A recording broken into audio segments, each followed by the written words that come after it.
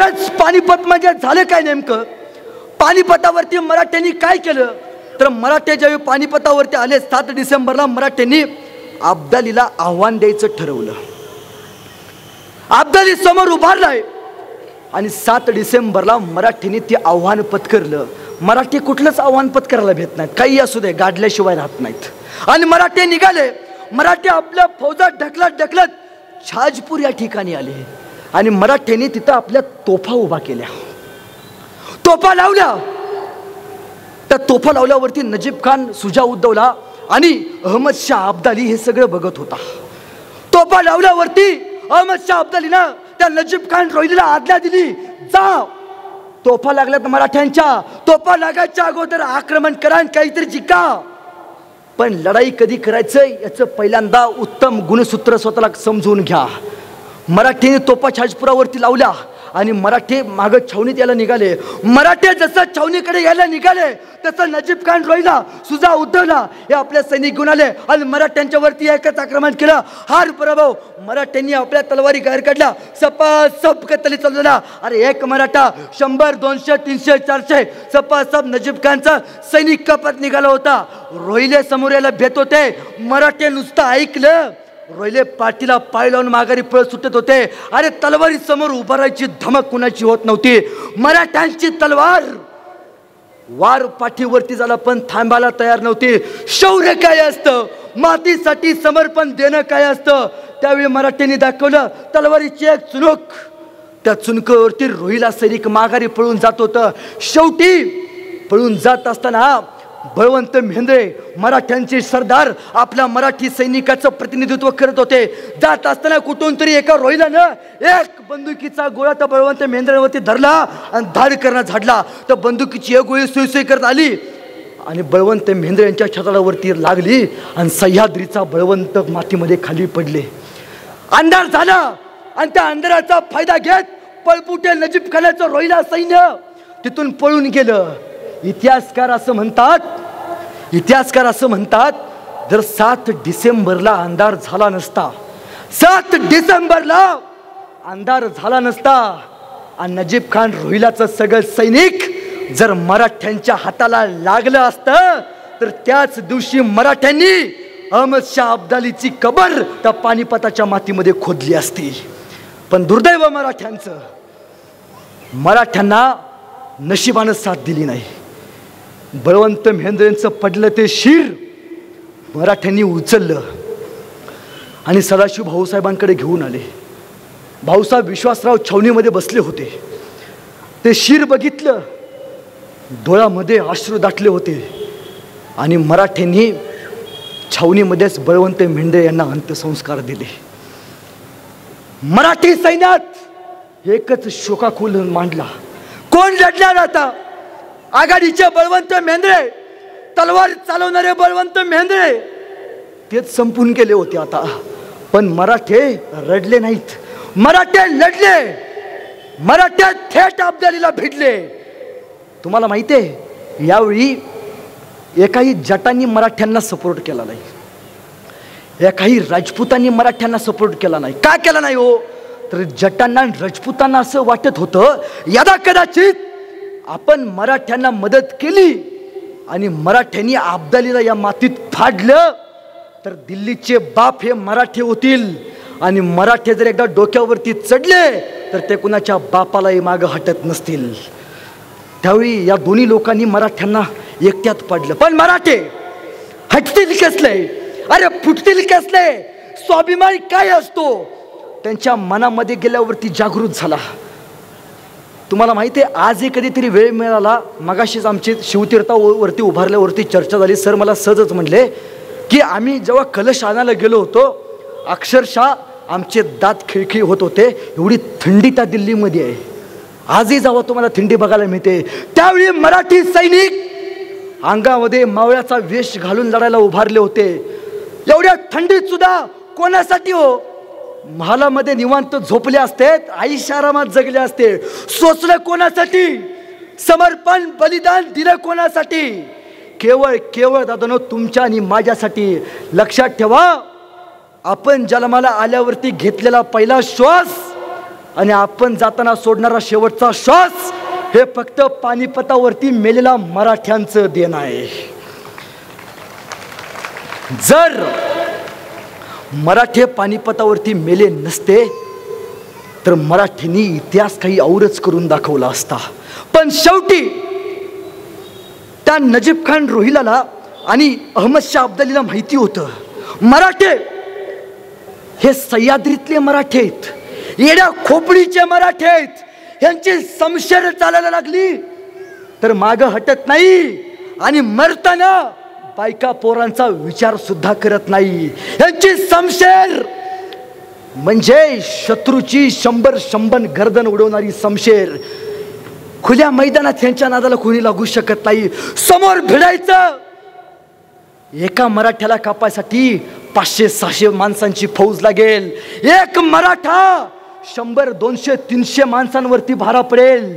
आणि यावेळी नजीब खान रोहिलाला माहिती होतं काहीतरी आपण केलं पाहिजे. नजीब खान रोहिलाला कळालं बळवंत मेंढरांना मारले, पण त्या लढाईत 3000 रोहिले सैनिक मेलेत. अहमद शाह अब्दाली समोर गेला, सुजाउद्दौलाला बोलवून घेतलं आणि त्यावेळी अहमद शाह अब्दाली नजीब खानला विचारतो, तू लढाई कर, तू काय करायचं ते कर, फक्त एक लढाई कधी करायची, एक लढाई कधी करायची ह्या अब्दालीला विचारल्याशिवाय नाही करायची. कारण त्याच्या डोक्यात एक वेगळाच प्लॅन चालू होता. त्याला माहिती आहे मराठ्यांनी तोफा लावल्यात, तोफ्यांच्या मारातून मराठ्यांपर्यंत पोहोचणं साक्षात यमदेवाला सुद्धा ते शक्य नाही. एक केलं पाहिजे आपण. काय केलं पाहिजे? या मराठ्यांना जी रसद मिळते, जे अन्न मिळतंय, जे धान्य मिळतंय, ते धान्य आपण पहिल्यांदा बंद केलं पाहिजे. त्याची डोक्याची कधीतरी मला विशेष वाटतं. अहो बघा ना किती नामी कल्पना. त्याला माहिती आहे उभ्या मैदानात मराठ्यांना पराभूत करणे अशक्य, काव्यानंच डाव टाकला पाहिजे. रसद बंद करायची, मराठ्यांकडचं अन्न संपेल. अन्न संपलं, अन्न पाण्या विसून मराठे तडपडतील, मराठे तडपडतील आणि शेवटी अंगात प्राण नसलेले मराठे कापायला सोपे जातील. आणि ती कल्पना त्यानं वापरायची ठरवली. आणि ठरल्याप्रमाणे गोविंदपंत बुंदेले आणि काही मराठी सैनिक दिल्लीतून आपल्या सदाशिवभाऊ पेशव्यांकडे ती रसद पाठवत होते. ही खबर फक्त अहमद शाह अब्दालीला समजली आणि गोविंदपंत बुंदेले याचा बंदोबस्त करण्यासाठी अहमद शाह अब्दालीनं आताई खानाला बोलवलं. आताई खानाला सांगितलं, आताई खान तो ऐसा कर. हा हुजूर आताई खान, गोविंदपंत बुंदेले नाम का उनका कोई तो सरदार है और दिल्ली से मराठों को रसद पहुंचाता है. जा आताई खान, असं जा त्या गोविंदपंत बुंदेलेलाच मारून टाक. पानिपतावरती अडकलेले मराठे रसद दिल्लीकडून गोविंदपंत घेऊन येत होते आणि प्लॅन ठरल्याप्रमाणे आताई खानानं मराठ्यांचे वेश परिधान केले, अंगामध्ये मराठ्यांचे कपडे घातले. का? गोविंदपंत बुंदेल्यांना वाटावं की आपलंच मराठी सैनिक आहे. आणि ऐन मध्यरात्री गोविंदपंत बुंदेले घोड्यावरती बसून रसद घेऊन सदाशिवभाऊंकडे जायला निघाले. आणि मध्येच या आताई खानाने गोविंदपंत बुंदेलेवरती आक्रमण केलं. तलवारी बघितला पण समोरून येताना मराठी सैनिक दिसलं. आताई खानाचं सैनिक मराठ्यांसारखं दिसत होतं. गोविंदपंत बुंदेलेंना वाटलं आपला सैनिक आहे, आला असेल भेटायला. पण आलेलं सैनिक जवळ आल्यावरती समजलं की हे अहमद शाह अब्दालीनं पाठवलेलं सैनिक आहे. सपासप कतली चालू झाल्या. त्यावेळी मराठ्यांचं बळ तोकडं पडलं. गोविंदपंत बुंदेले ते कारकून होते, त्यांचा तलवारीचा लढाईचा काही संबंध नव्हता. गोविंदपंत बुंदेले हे घोड्यावरती बसले, 60 वर्षाचे होते, त्यांना लढाई करणं शक्य नव्हतं. पण गोविंदपंत बुंदेले 3 वेळा घोड्यावरनं खाली पडले आणि शेवटी शत्रूच्या ताब्यात सापडले. गोविंदपंत बुंदेले म्हणजे सदाशिव भाऊ पेशवे यांचं सर्वस्व ते बघत होते. आणि गोविंदपंत बुंदेले यांना सैनिकांनी कापलं. आताई खानाचं सैनिक कापून गोविंदपंत बुंदेले यांचं शिर घेऊन अहमद शाह अब्दाली यांच्याकडे गेले. अहमद शाह अब्दालीच्या हातात गोविंदपंत बुंदेलेंचं ते शिर दिलं आणि गोविंदपंत बुंदेलेंचं ते शिर अहमद शाह अब्दालीनं पत्रासहित सदाशिवभाऊ पेशवेंकडे पाठवलं. त्या पत्रात अहमद शाह अब्दाली असं म्हणतोय, भाऊसाहेब, हिंदुस्थानाच्या मातीवरती गोविंदपंत बुंदेलेंनी तुम्हाला रसद पाचवून खूप तुमची सेवा केली. आता तुमची सेवा करण्यासाठी गोविंदपंत बुंदेले यांना स्वर्गवासी पाठवलंय. आपल्या सैन्याचं ते शिरकमल बघितलं. सदाशिवभाऊंच्या डोळ्यातनं पाणी थांबत नव्हते. मराठी सैनिक व्याकुळ झालं होतं आणि ते बघितलं शिर. शेवटी मराठीने आपल्या छावणीत त्या शिराला अग्नी दिला. बळवंत मेहेंद्रे, गोविंदपंत बुंदेले मराठ्यांचे 2 सरदार मृत्युमुखी पडले होते. मराठी सैन्यात एकच हाहाकार माजला आणि दिल्लीवरून मराठ्यांपर्यंत सदाशिवभाऊपर्यंत येण्याची रसद ही गोविंदपंत बुंदेले यांच्या मृत्यूनंतर संपली. आता उरलेलं अन्न आणि धान्य याच्यावरती मराठ्यांनी दिवस काढायचे ठरवले. पण किती दिवस तक धरणार? शेवटी नजीब खान रोहिला आणि अहमद शाह अब्दाली सुजा उद्दौला यांनी मराठ्यांच्या छावण्यांनी साईडनंच आपल्या छावण्या उभा केल्या. चारी बाजूला मराठ्यांना घेरलं, मधी मराठे. पण त्यावेळी नजीब खान रोहिला अहमद शाह अब्दाली पशी गेला आणि अब्दालीला म्हटला, हुजूर, मराठ्यांच्याकडचं अन्न संपले. हुजूर, 1 आठवडा झालं मराठी उपाशी आहेत, अंगामध्ये प्राण नाही त्यांच्या. हुजूर, आम्ही काही सैनिक घेतो, मराठी फौजांवरती आक्रमण करतो आणि झालं मेल्यानंतर सगळे सरदार मरतील, पानिपतावरती दिल्लीवरती आपण राज्य करू. तर अहमद शाह अब्दाली नजीबला म्हणतो, नजीब, तुला माहित नाही, ह्यांच्या पोटात काही नसलं तरी लढतात मराठे. पोटात काही नसलं तरी लढतात मराठे. मातीसाठी भिडतात मराठे. रणांगणावरती तळपतात मराठे. पोटात काही नसलं तर पाठीचे ढाल करतात मराठे. यांना मारणं सोपं नाही. जरा शांत बस, थोडे दिवस जाऊ देत, अजून ह्यांची जेवणाची रसद संपू दे, अन्न पाण्यावरून तडपू देत मराठे, मगच काव्यानं डाव टाकायचा. मी सांगितल्याशिवाय युद्ध करायचं नाही. आणि ठरल्याप्रमाणे शनिवारी 10 जानेवारी रोजी खरं तर मराठ्यांच्याकडे 2 प्रश्न उरले होते. त्यावेळी मराठ्यांकडे अन्नधान्य नव्हतं. 3 आठवड्याचे मराठे भुकेले होते. मराठ्यांकडे 2च पर्याय उरले होते. एक तर शरणागती पत्करायची, अहमद शाह अब्दालीच्या पायात जाऊन माफी मागायची, आणि दुसरं ते म्हणजे थेट अहमद शाह अब्दालीला जाऊन भिडायचं आणि लढायचं. एकतर मरायचं किंवा मारायचं. पण मराठे शरणागती कसे पत्करतील? अरे, आमचा जन्म शिवरायांचा, आमचे रक्त शिवरायांचं, आमचा धर्म संभाजी महाराजांचा. तो धर्म आम्हाला सांगतोय की बलिदान मातीसाठी देणं काय असतं. स्वतःसाठी जगायचं नाही, फक्त या हिंदुस्थानातल्या रयतेसाठी जगायचं, हिंदुस्थानासाठी भिडायचं. तो धर्म खरं तर मराठ्यांना लढण्याची प्रेरणा देऊन गेला. सगळे सरदार आले, सदाशिवभाऊंना म्हणाले, भाऊसाहेब, माघारी फिरणं नाही, आता थेट भिडायचं. त्यावेळी व्यंकोजी शिंदे म्हणतात, सदाशिवभाऊ व्यंकोजींना म्हणतात, तुकोजी शिंदेंना विचारतात, तुकोजी, जनकोजी शिंदे असतील, प्रल्हाद शिंदे असतील, हे सगळे तुमचे शिंदे बंधू आज पाणीवरती उभा आहेत, पण जनकोजी युद्ध भयानक आहे, यदा कदाचित माघार घेतला तर? त्यावेळी तुकोजी शिंदे आणि जनकोजी शिंदे म्हणतात सदाशिवभाऊंना, भाऊसाहेब, लक्षात ठेवा, शिंदे आहोत, मराठ्यांचे शिंदे आहोत. भाऊसाहेब, आम्ही मेल्यानंतर ज्या हाडातनं जगदंब जगदंब आणि शिवाजी शिवाजी आणि हर हर महादेव हे नाव ऐकू येईल, ती हाडं या दत्ताजी शिंदे, महाजी शिंदे आणि पानिपतावरती लढलेल्या शिंदे सरकारांची समजा. ती हाडं या मराठ्यांची समजा. सैन्य उभा राहिलं सोबत लढायला. पण ठरल्याप्रमाणे 14 जानेवारीला 1761 या दिवशी आपण पानिपतावरती अहमद शाह अब्दालीला लढा द्यायचा. अहमद शाह अब्दाली मागे हिंदुस्थान, त्याच्यावर मध्ये पहाडासारखे मराठे उभारले होते, रणमर्द मराठे.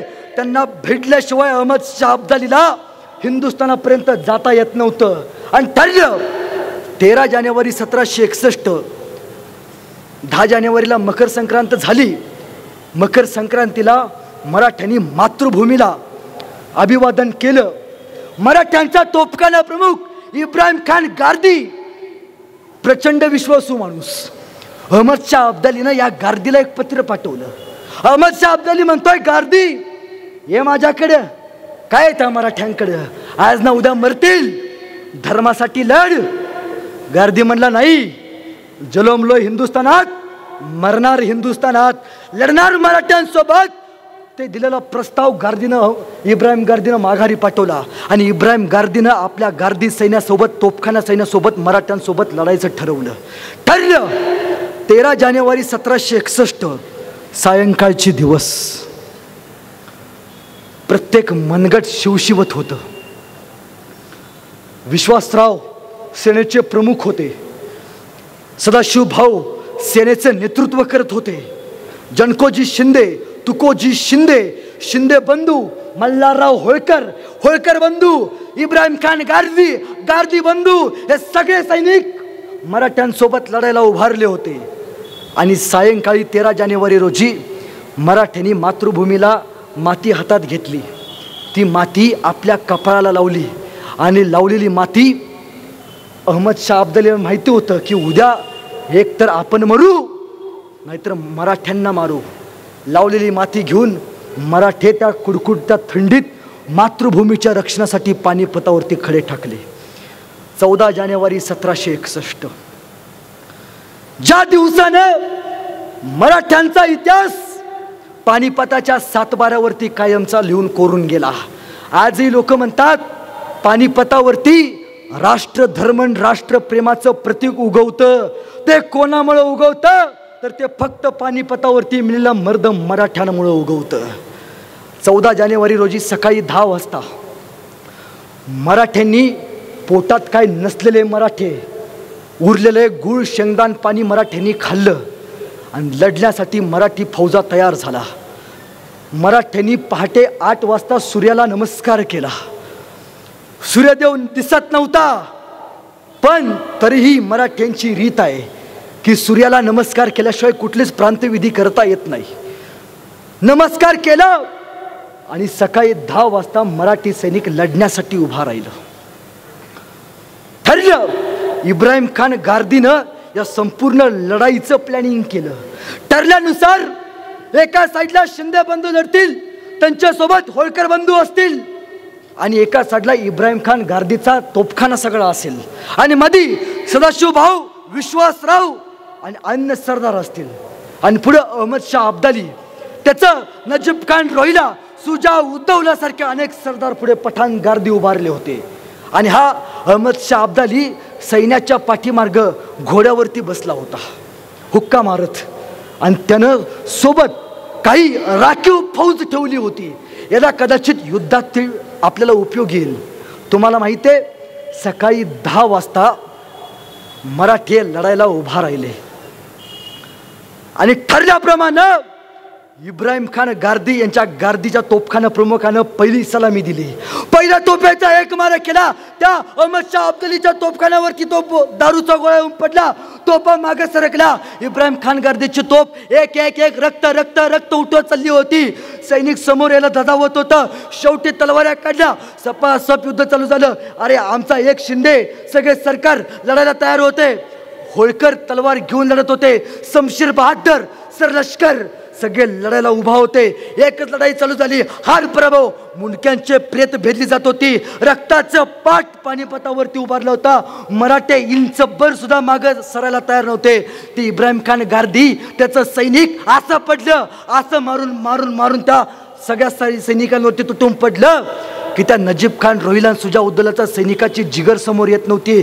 शेवटी या नजीब खान रोहिलीचं सैनिक माघारी पळून जायला निघालं. मराठे आकाशामध्ये वीज चमकावी तसे तसे चमकत होते. शत्रूवरती बरसत होते, पण जिगर जिगर होत नव्हती. मराठ्यांच्या तलवारीला हात लावायचे. अरे कुणीतरी 4 पावलं पुढे यायचं. मराठी सैनिक फक्त वर बघायचे. 4 पावलं त्या अहमद शाह अब्दालीचं सैनिक मागे सरायचं. जिगर जिगर होत नव्हती. तलवार घेऊन मराठ्यांसोबत लढायचं. शेवटी अहमद शाह अब्दालीचं सैनिक माघारी पळून जायला निघालं. अहमद शाह अब्दालीचा एक सरदार आपल्या सैनिकांना म्हणतो, अरे पळता कुठं रे, अरे कुठं पळता, माघारी फिरा, आपला देश खूप लांब आहे. पण सैनिक माघारी यायला तयार नव्हते. शेवटी अहमद शाह अब्दालीने सांगितलं, जे पळून जात आहेत ना तोडा, लंगडे तोड करा त्यांची. आणि पळून जाणारं सगळं सैनिक अहमद शाह अब्दालीचं परत लढायला उभा राहिलं.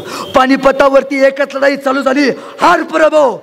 12 वाजेपर्यंत मराठ्यांनी फडशा पडला होता अहमद शाह अब्दालीच्या सैन्याचा.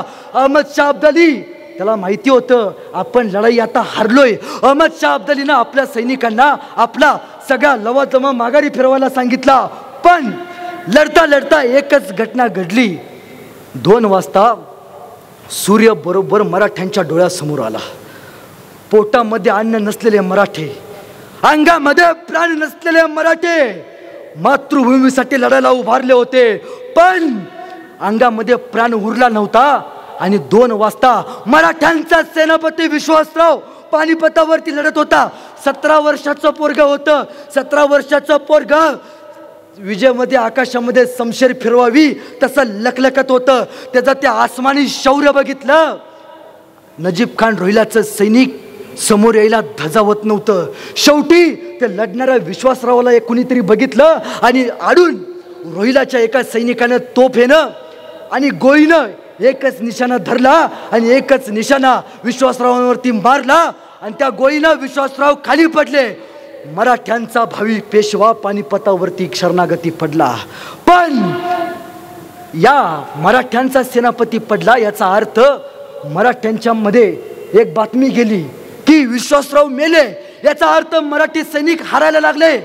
जे बाजार बुनगे सोबत मराठ्यांनी आणले होते ते बाजार बुनगे सगळे पळून जायला लागले. मराठ्यांचं मानसिक खच्चीकरण व्हायला लागले. पण मराठ्यांचा राजा सेनापती सदाशिव भाऊ उभारले. सदाशिव भावांनी नेतृत्व सगळं हातात घेतलं. आपल्या विश्वासरावांना मारलेलं सदाशिव भाऊंनी डोळ्याने बघितलं होतं. सदाशिव भाऊ आता ऐकायला तयार नव्हते. हातातल्या गोपण्या बिरबिरत होता, तलवार लखलखत होती. शेवटी सदाशिव भाऊ त्यांची तलवार त्यांना अडवायचं कुणाचं सामर्थ्य होत नव्हतं. पण त्यांचं ते शौर्य बघितलं, धाडस बघितलं. आणि त्यावेळी निजाम खान रोहिला, सुजा उद्धवला, अहमद शाह अब्दाली यांना वाटलं की खरंच आपण मराठ्यांसोबत पंगा घेऊन चूक केले. मराठे आता ऐकायला तयार नाहीत. पण 2 वाजता सूर्य डोळ्यावरती आला आणि त्यामुळं मराठ्यांची होरपळ व्हायला लागली. मराठ्यांच्या अंगामध्ये प्राण उरले नव्हते. मराठ्यांना लढायचं होतं. अहमद शाह अब्दालीला या मातीत गाडायचं होतं. पण मराठ्यांच्या अंगातला प्राण संपून गेला होता. आणि त्यावेळी त्या गार्दी सगळ्या सैनिकांनी आपला तोफखाना संपला म्हणून पाठीमागं जायला निघाले.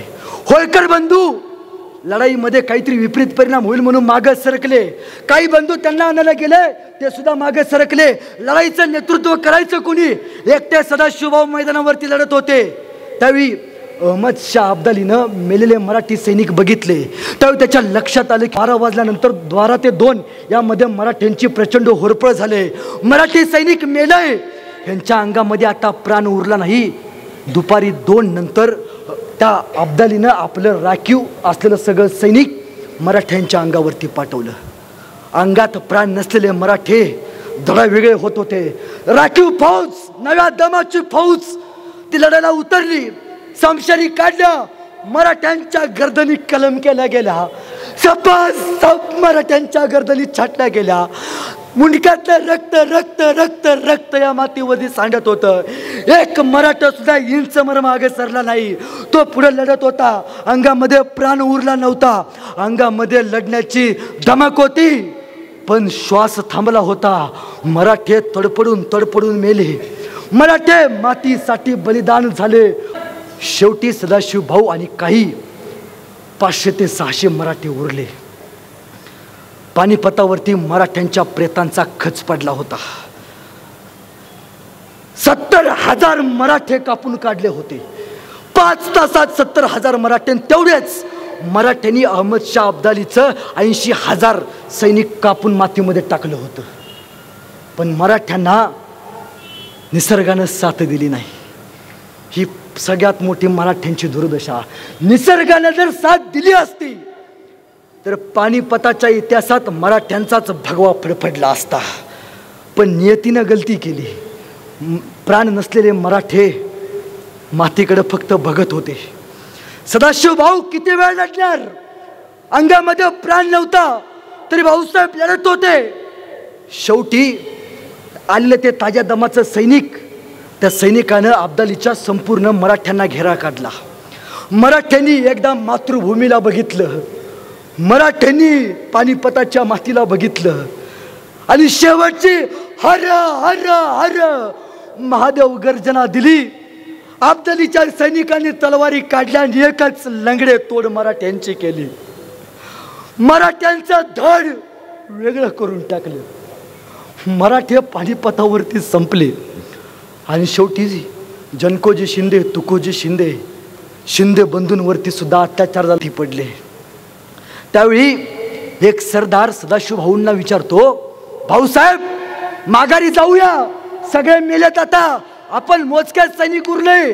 भाऊसाहेब म्हणतात, लक्षात ठेवा, आम्ही मेलो तर मातीसाठी मेलो, मरताना आमच्या प्रेतांच्या भिंती या पानिपताच्या मैदानावरती उभारायला लागल्या तरी चालतील, पण लक्षात ठेवा अहमद शाह अब्दालीचा पाय या हिंदुस्थानाच्या मातीला लागून देणार नाही. काय ती जिगर, काय ते शौर्य, संपलंय सगळं पण लढण्याची धमक. त्या सदाशिव भाऊंना शेवटी एका सरदारानं तलवार बाहेर काढली, अहमद शाह अब्दालीचा सरदार, आणि त्या सरदाराने तलवार वरती उचलली, सप्प करणं फिरवली. मराठ्यांचा सह्याद्री शिर कमल होऊन खाली पडला. भाऊसाहेबांच्या तोंडातून एकच वाफ निघाली. वाफेबरोबर माती आकाशात उंच उडाली आणि ओढणाऱ्या मातीला माझे भाऊसाहेब सांगत गेले, सांगा हर हर महादेवाला, तुमचे मराठे मातीत नाही मेले. सांगा त्या महादेवाला, तुमचे मराठे मातीत नाही मेले, तुमचे मराठे मातीसाठी मेले. अरे मातीत मरणारे कैक असतात, पण मातीसाठी मरणारे फक्त मर्द मराठे असतात, हे सांगत गेले. कोण म्हणतं पानिपत हरलं? शेवटी पानिपत हरलं असं म्हणणाऱ्यांनी लक्षात ठेवावं, अहमद शाह अब्दालीने एक पत्र पाठवले. त्या पत्रात असं तो म्हणतोय, मराठ्यांसारखं पानिपताच्या भूमीवरती कुणीच लढलं नाही. नव्हे नव्हे मराठ्यांचं शौर्य पराक्रम एवढा प्रचंड होता की त्यांच्या समोर लढणं म्हणजे साक्षात मृत्यूला मगरमिठी मारण्यासारखं होतं. आणि तो पुढं असं म्हणतोय, मराठ्यांनी पानिपत विजयी केला होता केवळ केवळ त्या खुदाची मर्जी, म्हणून पानिपतावरती आम्हाला विजय मिळाला, नाहीतर आम्ही मोंडके नसलेले सरदार इथंच मातीत मेलो असतो. हे अफगाणीचं अहमद शाह अब्दालीचं वाक्य आहे. मग सांगा जिंकले कोण? कोण जिंकले? इथून पुढे कोणी विचारलं पानिपतावरती कोण जिंकले, छाती ठोकून सांगायचं आमचे मर्द मराठे जिंकले, मातीसाठी समर्पण दिलेले मराठे जिंकले. सरदार सैन्याचा मेला म्हणजे मराठा सेनापती मेला म्हणजे लढाई जिंकली असं होत नसतं. बलिदान दिल्याची संख्या सुद्धा मैदानावरती मोजता यायला हवी. खरं तर बराच वेळ झाला मी बोलतोय. शेवटची 2 मिनटं फक्त तुमची घेतो, फार लांबून आले 2 मिनटं घेतो. पानिपतातनं घ्या अगर काही न घ्या,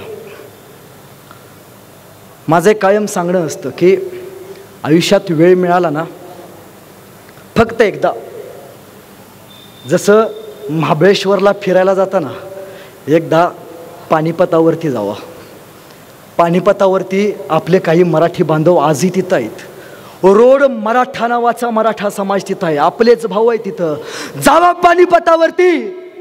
पानिपतावरती गेल्यावरती त्या भावांना एकदा कडकडून मिठी मारा. त्यांच्या डोळ्यातले अश्रू सांगतील पानिपतावरती आम्हा मराठ्यांनी काय गमावलंय ते. वेळ काढून एकदा त्या पानिपतावरती जावा आणि पानिपताला शेवटचं नमन करा. माती अंगामध्ये घ्या, माती अंगामध्ये संचारावा आणि ती माती घेऊन माघारी या. अरे पेटून उठावे मावळे, पेटून उठावे मावळे, पेटून उठावा इथला मातीतला कण आणि कण, गवतालाही भाले फुटावेत आणि या हिंदुस्थानाच्या मातीकडे वाकड्या नजरेनं बघणाऱ्यांच्या छातडात घुसावेत. केवळ केवळ या निवार उर्मीनं तर सोसत राहिले मराठे सारं सारं. राष्ट्रभक्तीची राष्ट्रशक्तीची ज्वलंत उदाहरणं आहेत. मला नेहमी सांगावं लागतं की रक्त सुद्धा रडलं होतं पानिपतावरती मराठे गेल्यावर. रक्त सुद्धा रडलं होतं पानिपतावरती मराठे गेल्यावर.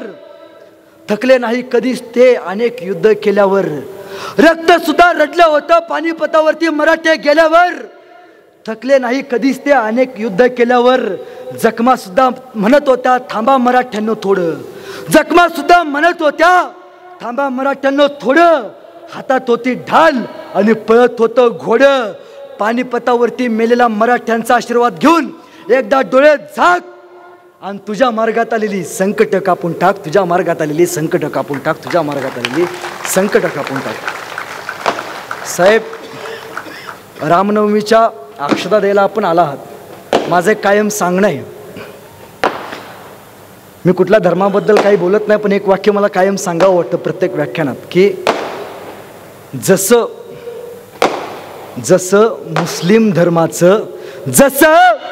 मुस्लिम धर्माचं हजला गेल्याशिवाय आयुष्याचा अर्थ पूर्ण होत नाही, तसं प्रत्येक मराठ्याचं आणि प्रत्येक हिंदूचं इथून पुढे राम मंदिरला गेल्याशिवाय आयुष्याचा अर्थ पूर्ण होत नाही.